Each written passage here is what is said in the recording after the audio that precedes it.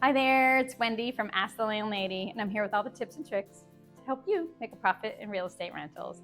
And today's question is, I've talked about this before about people moving in and out and stuff. But the question is, what do you do if tenants leave behind a lot of belongings in the apartment, right? So they left and you've been left with a lot of stuff. And unfortunately, we Americans have too much stuff in general.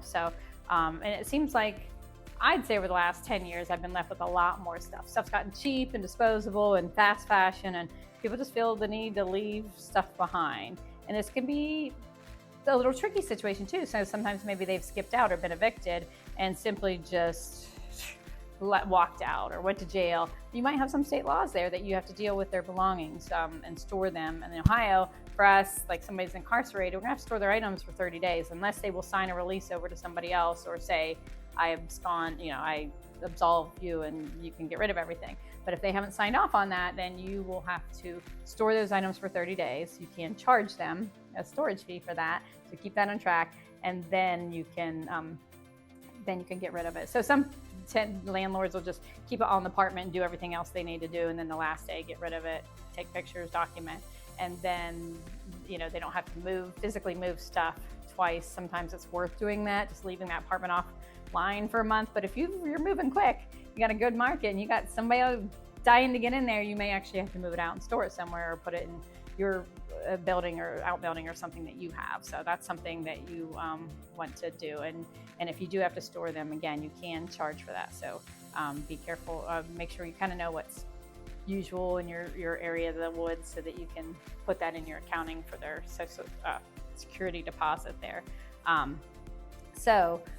First of all though, if it's just trash, the apartment's been abandoned and it's just unhygienic trash or stuff in the refrigerator, you can get rid of that. Document it, take a picture. Like, you can't be leaving trash there that could be a nuisance and cause problems for the neighbors or for just hygienic purposes. So that you can do.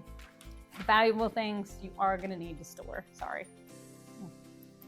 You're just going to have to do that and keep track of it. I think it's always a good idea, to text that person that left or evicted or left you stuff behind and just inform them of what it's going to cost to remove those items and or store those items. Sometimes people just get tired at the end and they're like, I'm just going to leave them. This is a nice couch. Next people probably want it. And they take off. Well, if I send them a little text and say, guys, if you leave me that couch, it's $300 out of your deposit, they might be motivated, jump in the truck, come over and get rid of that couch. So that might be a good way to try to forego that situation, is just simply by communicating them.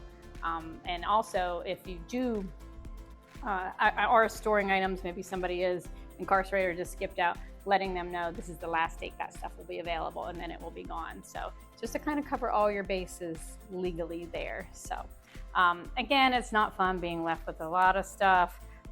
Document. Find a way to try to add it on or take it out of deposit if they've left you with stuff. Have some pretty hefty charges for things because, I am having a hard time finding staff, just like everybody else. I don't want to carry a couch. So, big ticket items where you have to get rid of mattresses and stuff, we have to take them to the dump. It's a long, drawn out process. So it's going to be a $250, $300 fee. So they need to know that up front and tell people that before they leave stuff. And they might not get so lazy at the end if they know they're going to have to pay you to get rid of these big, heavy items that they've left behind. So those are my tips on how to keep dealing with a lot of stuff. Unfortunately, a lot of times it's just buying a big box of black trash bags, contractor grade, and just dumping stuff in, because that unfortunately sometimes does happen.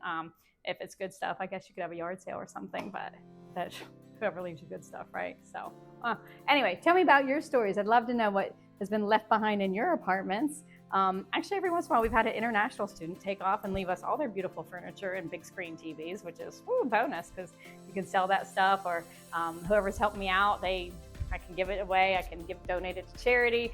That's fantastic, but that's only happened a handful of times. But I'd love to hear from you guys. So put it in the comments, shoot me a comment, and make sure you follow and subscribe. Check out my website, askthelandlady.com. I sell some cool spreadsheets and forms there, and also my books that I would love for you to check out. So thanks. I hope you have a great day and stay making money as landlady and landlord.